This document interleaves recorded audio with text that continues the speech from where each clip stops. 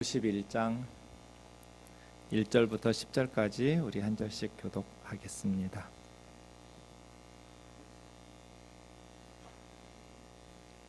여호와께서 이와 같이 말씀하시되 보라, 내가 멸망시키는 자의 심령을 부추겨 바벨론을 치고 또 나를 대적하는 자 중에 있는 자를 치되 내가 타국인을 바벨론에 보내어 키질하여 그의 땅을 비게 하리니 재난의 날에 그를 애워싸고 치리로다. 활을 당기는 자를 향하며 갑옷을 입고 일어선 자를 향하여 쏘는 자는 그 활을 당길 것이라. 그 장정들을 불쌍히 여기지 말며 그의 군대를 전멸시켜라. 무리가 갈대아 사람의 땅에서 죽임을 당하여 엎드러질 것이 관통상을 당한 자가 거리에 있으리라. 이스라엘과 유다가 이스라엘의 거룩하신 이를 거역함으로 죄가가 땅에 가득하나 그의 하나님 만군의 여호와에게 버림받은 호라비는 아니니라. 바벨론 가운데에서 도망하여 나와서 각기 생명을 구원하고 그의 죄악으로 말미암아 끊어짐을 보지 말지어다. 이는 여호와의 보복의 때니 그에게 보복하시리라. 바벨론은 여호와의 손에 잡혀 있어 온 세계가 취하게 하는 금잔이라. 뭇 민족이 그 포도주를 마심으로 미쳤도다. 바벨론이 갑자기 넘어져 파멸되니 이로 말미암아 울라. 그 상처를 위하여 유향을 구하라. 혹 나으리로다. 우리가 바벨론을 치료하려 하여도 낫지 아니한즉 버리고 각기 고향으로 돌아가자. 그 화가 하늘에 미쳤고 궁창에 달하였음이로다. 여호와께서 우리의 공의를 드러내셨으니 오라, 시온에서 우리 하나님 여호와의 일을 선포하자. 아멘. 오늘 예레미야 후반부 8번째 설교이면서 2달 동안 묵상했던 예레미야서의 마지막 설교 시간입니다. 우리가 2달 동안 반복해서 보았듯이 예레미야의 시대적 배경은 요시야 13년 유다와 예루살렘의 멸망 40년 전부터 말씀 선포가 시작되었고 예루살렘이 멸망할 때까지 이 예레미야를 통해서 주시는 하나님의 말씀을 듣고 예루살렘과 유다 사람들이 회개했더라면 나라가 망하지 않았을 텐데 그 말씀을 듣고도 하나님의 말씀이라는 것을 깨닫지 못하고 오히려 거짓 선지자들, 우리나라 망하지 않을 거야, 하나님께서 복 주실 거야 라는 거짓 메시지에 말씀에 대한 분별력이 없었던 것이죠. 믿고 따르던 유다 백성들이 멸망하게 된 것입니다. 유다를 멸망시켰던 바벨론은 그다랴라는 총독을 세워서 빈민들, 쫓겨났던 자들에게 새로운 희망을 일구어가고 있을 때 다윗왕의 후손이었던 이스마엘이라는 사람이 그다랴 총독을 살해하고 암살하면서 상황이 급반전했고, 또 남아있는 유다의 지휘관들은 바벨론이 그들이 세운 총독을 살해한 것에 대한 책임을 물어서 예루살렘과 또 유다를 또 보복할 것이 두려워서 이집트로 달아났었습니다. 예레미야의 구조를 보시면 예레미야서는 소명, 선지자가 하나님께 부르심 받고, 또 2장에서부터 25장까지는 하나님의 백성들에 대한 죄를 책망하면서 심판의 메시지, 26장에서 29장은 선지자의 순환기, 30장에서 35장이 하나님 나라 이스라엘의 회복, 그리고 36장부터 45장이 다시 예레미야 두 번째 순환기, 46장에서 51장까지 하나님 이방 나라 백성의 심판과 구원에 대한 이야기, 그리고 역사적인 부록 기술하고 52장으로 맞춰지는데요. 오늘 50장, 51장에 바벨론에 대한 이야기를 볼 텐데, 이 46장에서 51장까지 이방 백성 심판의 내용에는 9민족, 9개의 나라의 민족에 대한 심판의 메시지가 있고, 바벨론이 마지막이면서 가장 긴 2장에 걸쳐서 하나님의 말씀을 주어지고 있습니다. 바벨론에 대한 메시지 오늘 1절에서 4절까지 먼저 보겠습니다. 여호와께서 이와 같이 말씀하시되 보라, 내가 멸망시키는 자의 심령을 부추겨 바벨론을 치고 또 나를 대적하는 자 중에 있는 자를 치되. 그러니까 바벨론은 사실 역사가들에 의하면 페르시아와 메데 그리고 여러 연합국의 공격을 받아서 무너졌죠. 바르시아는 또 어디 나라일까요? 바벨론은 페르시아에 의해서 망했어요. 페르시아에게 전쟁에서 패배했기 때문에 망한 거죠. 그러나 성경은 역사에는 그런 외적인 원인도 있지만 내적이고 영적인 원인이 있거든요. 내가예요, 내가. 하나님께서 멸망시키는 자, 페르시아 연합군의 심령을 부추겨. 이 심령이라고 번역된 루아흐라는 히브리 말은 심령, 영혼이라고 번역할 수도 있지만 바람이라고 번역할 수도 있거든요. 스피릿도 되지만 윈드라고 번역할 수도 있어요. 그래서 어떤 원어의 단어를 외국어로 번역할 때는 그 중에 어떤 뜻을 선택하실지 번역자의 선택인데, 우리 한글 성경 번역은 루아흐를 영으로 번역한 거잖아요. 제가 볼 때는 바람으로 번역하는 게 좋은 것이 2절에 키질한다고 그랬거든요. 그래서 바벨론을 멸망시키는 자들의 바람을 일으켜서 바벨론을 날려버리는 거예요. 왜? 바벨론이 하나님을 대적하는 자 중에 있었거든요. 내가 타국인을, 페르시아 연합군이죠, 바벨론에 보내어 키질하여 그 땅을 비게 하리니 재난의 날에 그를 에워싸고 치리로다. 3절, 활을 당기는 자를 향하여, 이제 바벨론의 적국인이, 페르시아 연합군이 공격하니까 바벨론에서도 나라를 지키기 위해서 활을 당기겠죠. 궁수들이 모여서, 바벨론 군사들이 또 갑옷을 입고 일어서서 싸우려고 일어섰겠지만 그들을 향하여 쏘라는 거예요. 바벨론을 지키겠다고 활을 당기고 갑옷을 입고 일어서는 자들을 향해서 활을 쏴라. 그들을 향해서 활을 쏘되, 장정이라고 번역된 말은 젊은이들이에요. 어린 청년들, 젊은이들이라고 해서 봐주지 말고 불쌍히 여기지 말고 군대들을 전멸시켜라. 페르시아 연합군에게 하나님께서 명령하시는 거죠. 너희를 향해서 활을 쏘고 갑옷을 입고 일어서서 맞서 싸우려는 자들을 전멸시키라는 명령이죠. 우리가 갈대아 사람의 땅, 갈대아 사람의 땅이 바벨론이에요. 지금 이라크예요. 갈대아 사람의 땅에서 죽임을 당하여 엎드러질 것이고, 관통상, 다카르라는 말은 꿰뚫다, 찔르다거든요. 창이나 칼에 찔려 죽겠죠. 창이나 칼에 찔려서 관통상을 입고 죽은 시체들이 거리에 나뒹굴게 될 것이다.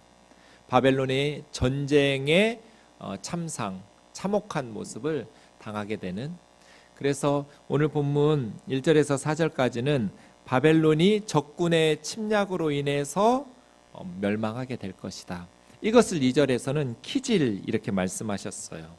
하나님께서 바벨론을 멸망시키는 대적하는 자들의 키질을 통해서 바람을 불러일으켜서 하나님께서 바벨론에 불게 하니 바벨론이 비어서, 텅 비어서 다 날아가 버리게 된 것이죠.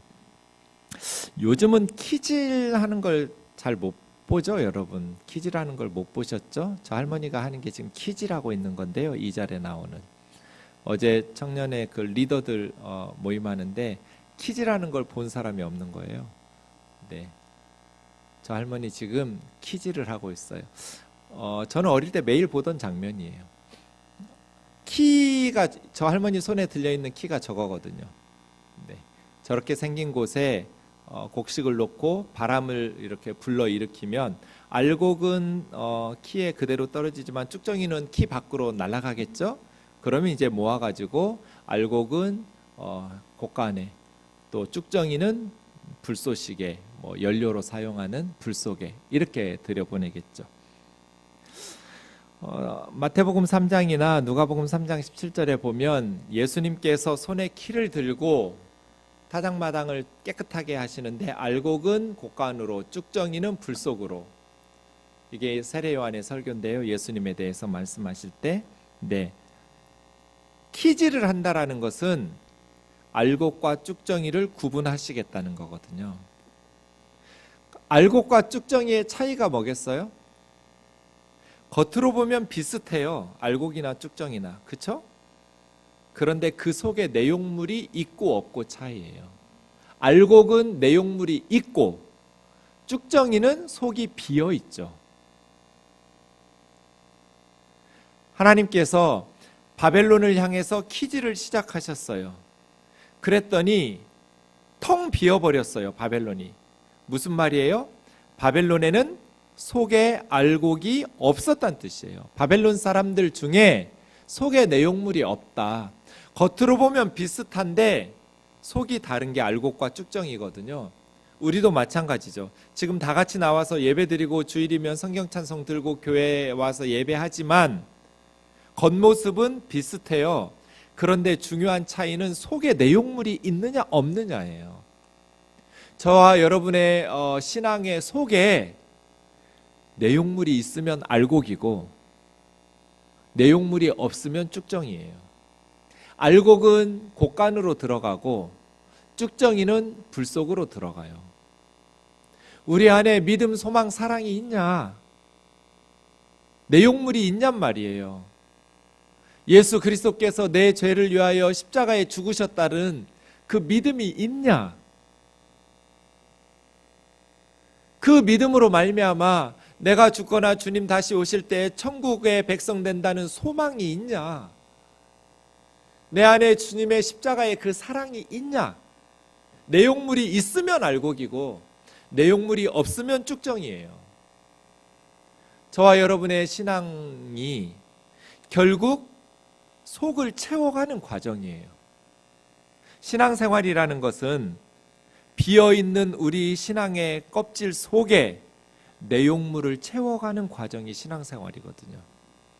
내 안에 믿음의 내용물, 소망과 사랑의 내용물이 내 마음 속에, 내 삶 속에 있냐는 거예요. 요한일서 3장 23절, 하나님께서 우리에게 주신 계명은 두 가지예요. 하나님께서 우리에게 원하시는 게 두 가지라고요. 하나는 예수 그리스도의 이름을 믿는 것, 예수님 믿는 것. 또 하나는 그의 계명처럼 서로 사랑하는 것. 내 안에 예수 그리스도를 향한 믿음이 있는가? 그리고 내 삶에 주님 주신 계명처럼 서로 사랑하는 내용물이 있는가? 오늘 성경 주일인데요. 믿음도 소망도 사랑도 다 말씀의 교육을 통해서 우리에게 주어지거든요. 믿음은 들음에서 나요. 그 믿음이 있을 때 소망도 생기고 그 말씀을 통해서 사랑도 생기거든요. 하나님의 말씀인 성경을 더 소중히 여기고 사랑하는 저와 여러분 되기를 주의 이름으로 축원합니다. 그럼으로써 내 안에 믿음이라는 내용물, 소망과 사랑이라는 내용물, 성경의 지식뿐 아니라 내 삶 속에 그 지식을 실천하는 경건한 삶의 내용물이 채워지고 있는가? 하나님은 개인뿐 아니라 공동체에도 키질 하시거든요. 바벨론에게 키질을 하셨더니 2절 말씀처럼 나라가 텅 비어버렸어요. 다 쭉정이었어요. 생동교회에 하나님께서 키질하실 때 다 날아가 버리고 텅 비어버리면 우리는 쓸데없는 짓 한 거죠.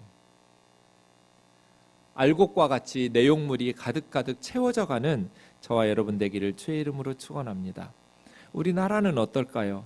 하나님께서 바벨론이라는 나라를 키질하셨더니 나라가 텅 비어버렸는데 그렇게 말씀하셨는데 우리나라에 키질하실 때 하나님께서 우리나라에 알곡이 되어서 남아있는 사람들이 얼마나 되고 남아있는 교회들이 얼마나 될까? 하나님은 키질하신다는 거죠. 7절에서 9절을 먼저 보겠습니다. 같이요. 시작. 바벨론은 여호와의 손에 잡혀 있어 온 세계가 취하게 하는 금잔이라. 문 민족이 그 포도주를 마심으로 미쳤도다. 바벨론이 갑자기 넘어져 파멸되니 이로 말미암아 울라. 그 상처를 위하여 유향을 구하라. 혹 나으리로다. 우리가 바벨론을 치료하려 하여도 낫지 아니한즉 버리고 각기 고향으로 돌아가자. 그 화가 하늘에 미쳤고 궁창에 달하였음이로다. 7절에 보시면 바벨론은 한때 하나님의 손에 붙들림 받아 쓰임 받았던 금잔이었어요. 다니엘의 환상에 보면 머리가 금이었고 어깨랑은 은이었고 배랑 다리랑은 넓적다리는 철이었고 그 밑에는 진흙이었고 이럴 때 해설을 어떻게 해주셨냐면 바벨론이 금이라고 그랬어요. 그만큼 찬란한 문화와 그만큼 부유한 역사를 가지고 있었던 나라예요. 금잔이었어요. 금잔. 은이나 동이나 철이나 나무잔이 아니었어요. 바벨론은 하나님의 손에 붙들려서 쓰임받았던 금 같은 존재였어요. 한때 바벨론은 하나님께서 귀하게 금잔으로 들어 사용하셨어요. 그런데 지금은 멸망되는 거죠. 40장 2절 3절 말씀해 보시면 하나님의 손에 붙들림 바 되어 금잔처럼 사용했던 바벨론이 예루살렘과 유다 사람들의 죄에 대해서 심판한 후에 느부사라단이라는 바벨론의 사령관이 예레미야에게 했던 말이 저 2절 3절이에요.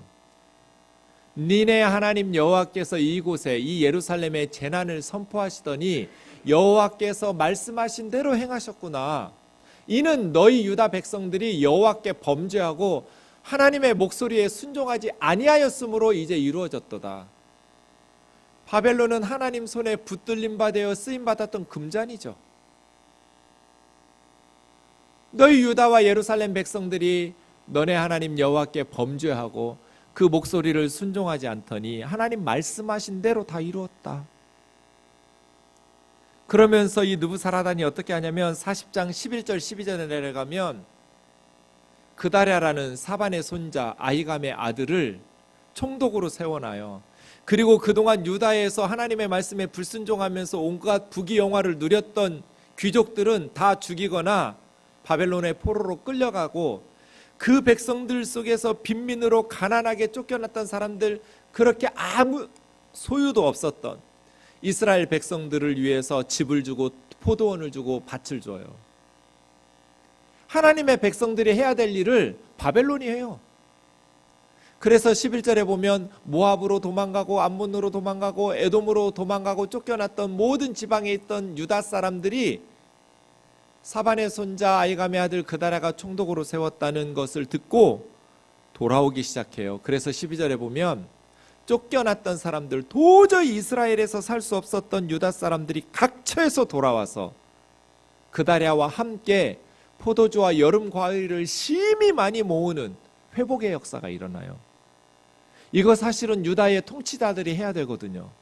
빈민들에게 희망을 주는, 모두 함께 더불어 행복한, 건물주도 행복하고 세입자도 행복하고 부유한 사람도 가난한 사람도 서로 사랑 안에서 하나님의 말씀인 율법을 순종해가면서,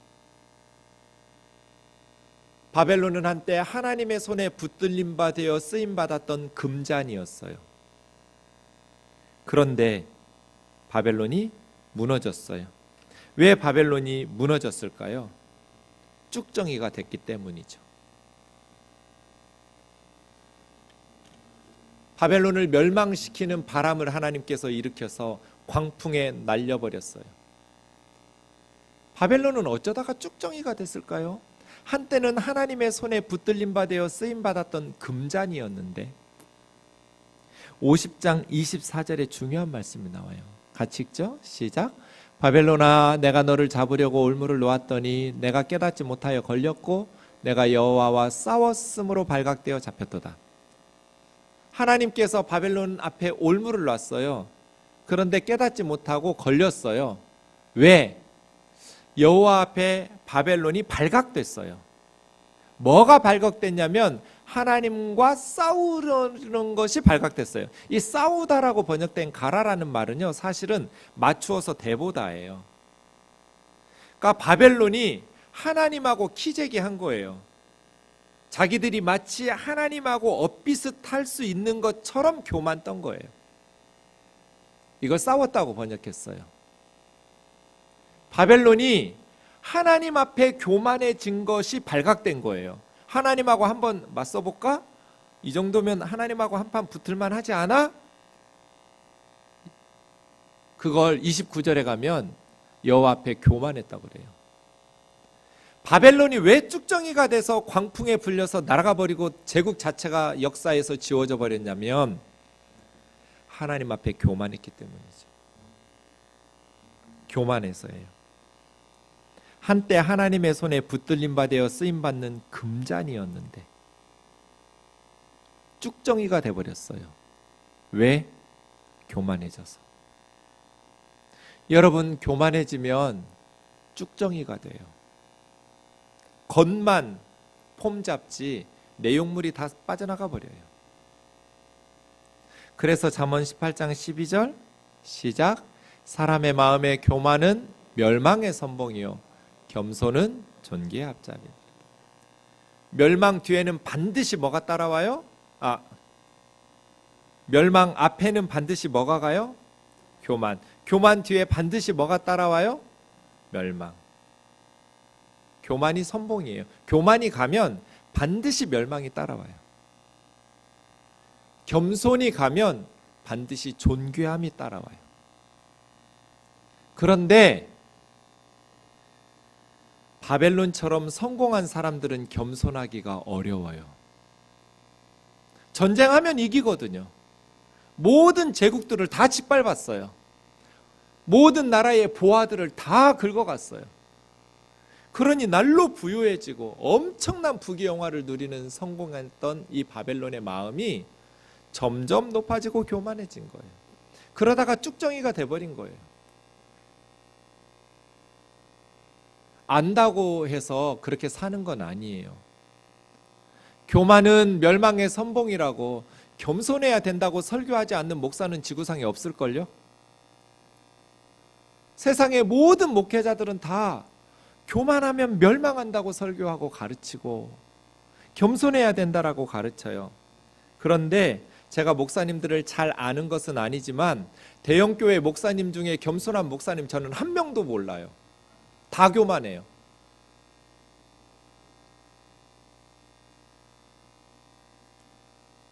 그렇게 목회적인 성공을 이루고 겸손하는 것, 그건 불가능에 가까워요.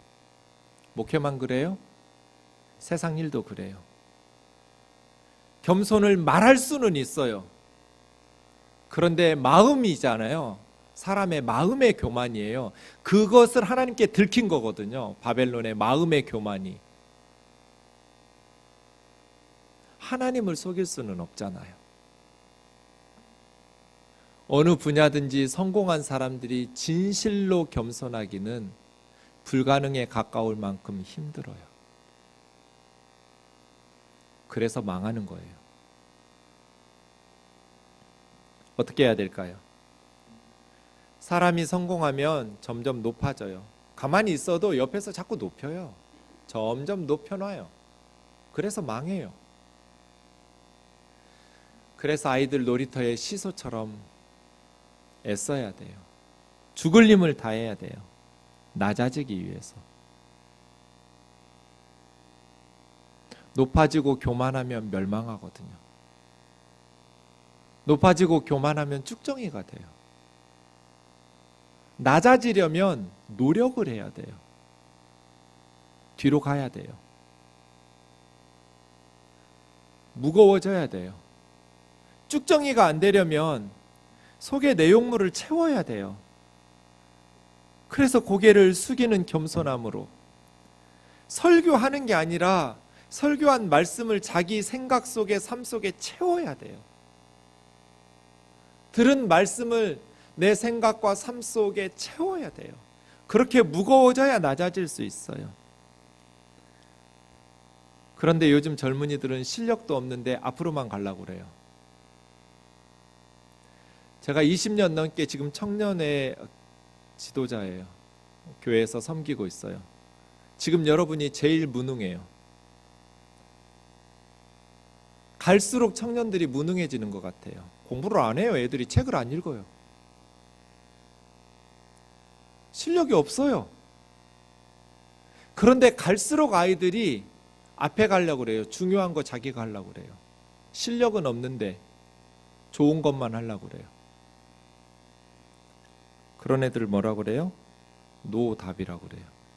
답이 없어요. 실력을 길러야죠. 청년의 때에. 실력을 길러야죠. 어느 분야든지 내가 선택한 분야에 피나는 노력을 해야죠. 신앙생활도 마찬가지, 어떤 분야든지 자기 분야도 마찬가지. 노력 플러스 시간은 실력이거든요. 둘 중에 하나만 없어도 실력은 안 붙어요. 노력 조금 한다고 실력이 되나요? 시간이 차야지. 시간만 보내고 허송세월 한다고 실력이 붙나요? 노력을 해야지. 그러나 시간과 노력이 합해지면 반드시 어느 분야든지 실력이 돼요. 힘들고 고생스러우니까 잘 안 해요. 그런데 좋은 것만 하려고 그래요. 실력을 길러야 돼요. 그래서 묵직해져야 돼요.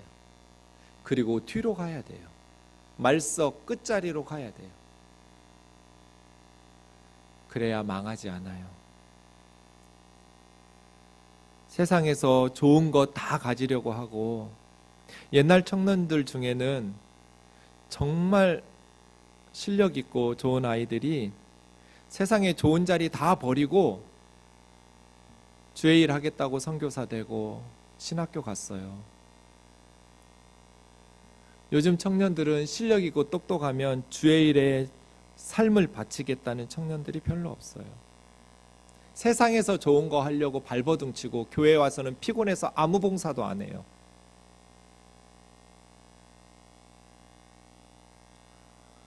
그래서 좀 답답할 때가 있어요. 전에 섬기던 교회 어느 권사님의 아들만 셋인데, 전도사님, 우리 아들이 셋이에요. 아, 그래요, 권사님? 첫째는 공부를 너무 잘해요. 그래서 그놈은 의사를 시키려고 하고요. 둘째도 공부를 너무 잘해요. 걔는 법조인으로 변호사든 검사든 판사든 시키려고 해요. 잠깐 쉬시더니 셋째는 공부를 너무 못해요. 그래서 신학교를 보내려고 해요.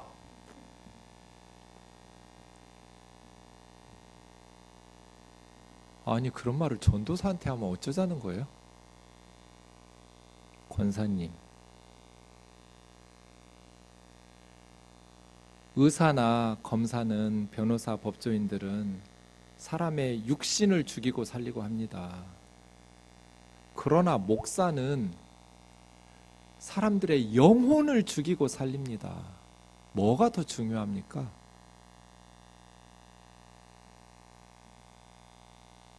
목사가 중요해요? 의사가 중요해요? 물론 공부 잘한다고 해서 좋은 목사 절대 아니죠. 하지만 그 심보가 틀려먹었잖아요. 그죠?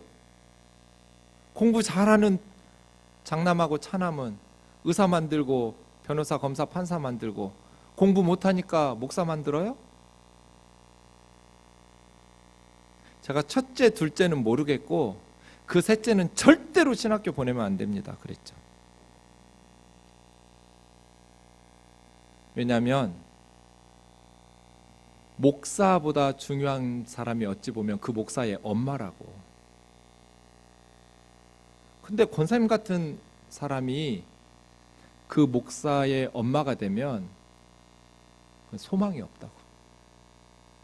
아들 목사 만든 엄마들은 죄인 같아요. 아들이 목사기 때문에 죄인의 심정으로 쉴 수가 없어요. 기도를 해야지. 저희 어머니는 100살까지 살아야 돼요. 제가 늘 협박하거든요. 아들을 잘못 낳았기 때문에 엄마는 죽을 수도 없다고, 기도해야 되니까. 나 은퇴할 때까지 기도하다가 죽으시라고. 어미는 자식이 목회를 하면 다른 엄마들처럼 편하게 신앙생활 못해요. 새벽에 자고 싶어도 못 자요. 기도해야 되거든요. 그런데 공부 잘하는 아들들은 다른 거 시키고, 공부 못하는 아들을 신학교 보낸다는 엄마가 목사 엄마면 그 아들은 보나마나요.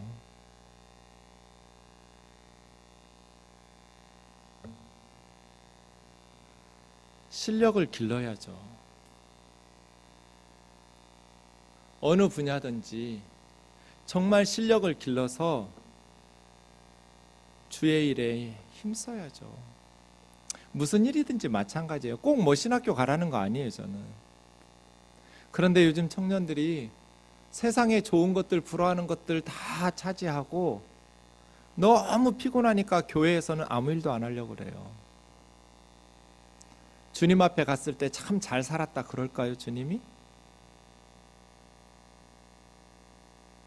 옛날 청년들 중에는 정말 세상에 사법연수원 갔다가 이틀 있다가 나온 제 친구 있어요.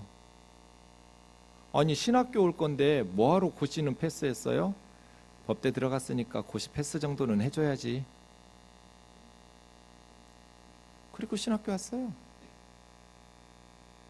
그런 도라이들이 많았어요.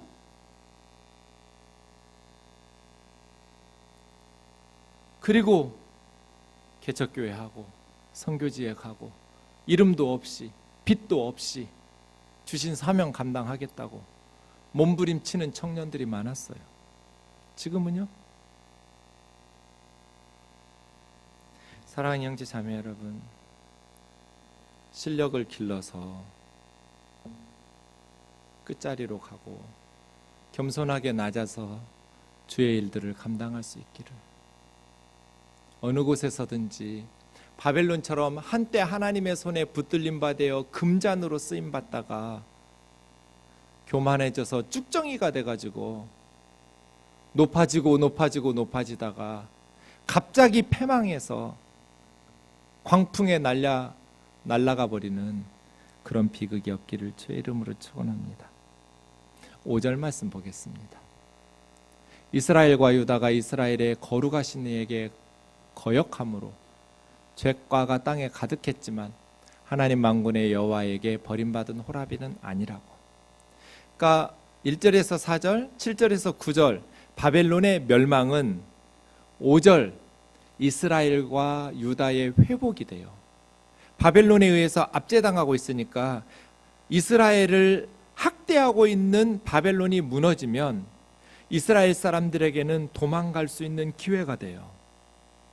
그래서예요. 하나님께서 이스라엘은 회복시키는데 이스라엘이 의로워서가 아니라 이스라엘은 하나님 앞에 거역하고 죄가 땅에 가득 채운 그런 상황이지만 하나님께서 그들을 버림받은 호라비처럼 두지 않으시겠다. 좀 이상하죠? 보통 하나님이 남편 역할로 비유하고 이스라엘은 아내 역할로 비유하는데 여기에서는 하나님이 아내 역할을 맡았고 이스라엘은 남편 역할을 했어요. 근데 그 남편이 못돼 처먹었어요. 이스라엘과 유다가 하나님 앞에 아내를 학대하고 죄가 가득한 거역하는 그런 남편이어서 그럼에도 불구하고 만군의 여호와께서 이스라엘을 버림받은 호라비처럼 만들지는 않으시겠다는 거예요. 왜 이런, 물론 하나님은 남성도 아니고 여성도 아니에요. 그냥 하나님이시죠. 또 성경에는 하나님을 여성 명사로 표현하는 경우도 꽤 많아요. 구약에. 그러니 꼭 하나님은 아버지, 어머니라고 표현하기도 해요.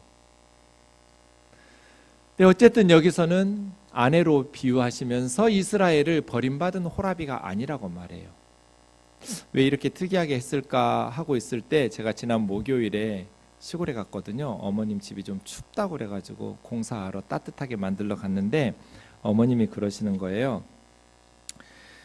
야, 동네 친구들이 나를 부러워한다? 왜요? 남편이 없어서. 저희 어머니가 내년에 82세거든요. 또래가 5명이 있어요, 시골에.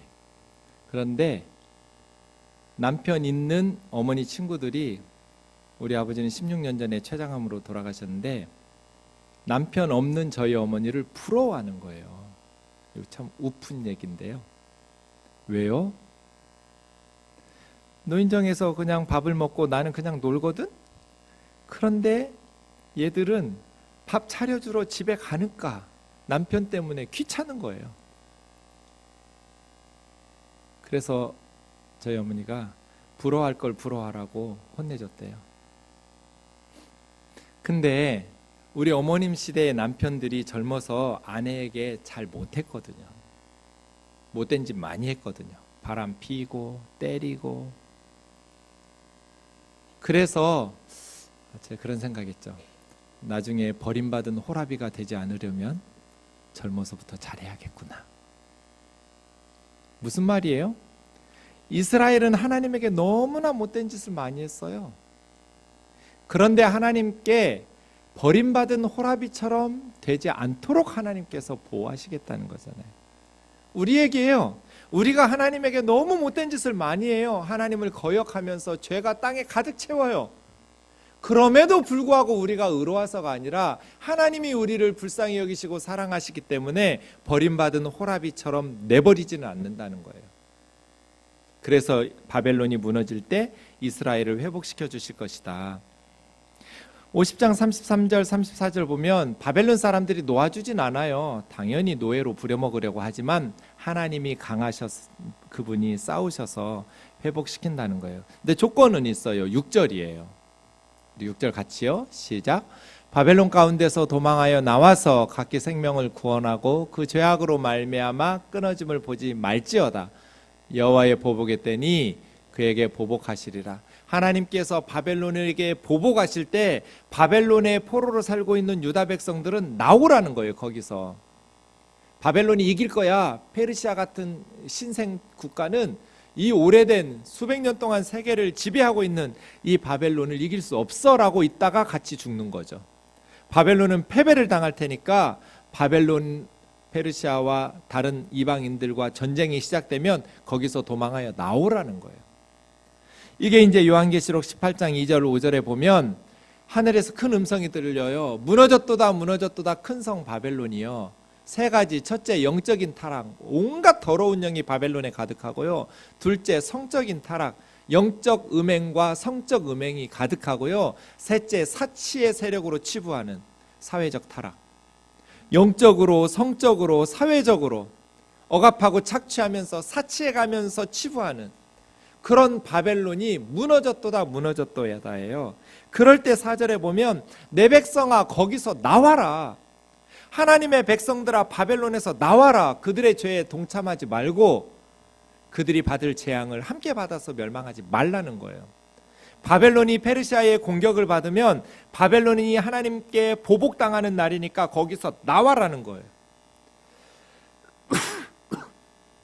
세상이 하나님의 심판을 받을 때 하나님의 백성들은 그 죄에 동참하지 말고 바벨론에서 나와라. 도시를 떠나서 산속으로 들어가라는 것이 아니라 바벨론 사람들처럼 각종 더러운 영의 우상숭배 점쟁이들 쫓아다니지 말고 각종 음행에 성적인 타락으로 빠지지 말고 치부하여 사치하지 말고 하나님이 우리에게 주신 말씀처럼 경건하고 거룩하게 살아라. 회개하면서 거룩한 주의 자녀답게 살라는 거예요. 바벨론의 사치와 치부에 빠지지 마라. 이렇게 설교하면 꼭 물어요. 목사님 구체적으로 말해주세요. 어떻게 살아야 사치하여 치부하지 않는 건가요? 차는 몇 cc 이하로 살까요? 집은 몇 평 이하에서 살아갈까요? 한 번도 대답해 준 적이 없어요. 각자 알아서 사는 거지. 여러분이 생각할 때 이게 사치한다, 이게 내가 하나님이 주인이 아니라 세상이 주인이다 라고 생각하지 않을 만큼 각자 형편에 맞춰 사는 거죠. 우리는 주님의 나라를 확장시켜야 되고 주님의 복음을 섬겨야 되고 하나님 나라 백성답게 이 세상에서 살지만 하나님 나라의 가치를 실현하면서 살아야죠. 3초가 되기 전에 한 명씩 굶어 죽고 있는데 맨날 명품 타령하면서 썩은 정신을 가지고 살면 되겠어요? 어떻게 하면 좋은 차 탈까? 어떻게 하면 좋은 집 살까? 우리 머릿속에 그런 생각으로 가득 차면 주님 다시 만날 때 부끄럽지 않을까요? 바벨론 사람들이 영적으로 타락했고 사치하여 치부했고 음행에 취해 살았고 미쳤다고 그랬어요. 미친 사람들처럼 영적, 성적, 윤리적 타락에 빠져 살았어요. 마지막 10절 읽고 마치죠. 시작. 여호와께서 우리 공의를 드러내셨으니 오라 시온에서 우리 하나님 여호와의 일을 선포하자. 교회의 사명이죠. 바벨론에서 나와 시온에서 예루살렘에서 하나님께서 행하신 공의로운 일들을 선포하자. 이제 우리가 이 세상에서 살지만 바벨론의 정신에 복속당하여서 바벨론이 교만해지다가 쭉정이 돼서 광풍에 날아가서 하루아침에 갑자기 파멸된 것처럼 멸망하지 말고 실력을 길러서 하나님의 일들을 감당하되 시소의 뒷자리로 가고 묵직하게 내려앉아서 겸손하게 평생 주님 앞에 쓰임 받아가면서 하나님의 일들을 선포하며 하나님의 공의를 드러내는 우리 생동교우들, 특별히 우리 젊은이들 되기를 주의 이름으로 축원합니다. 찬양하고 기도하겠습니다.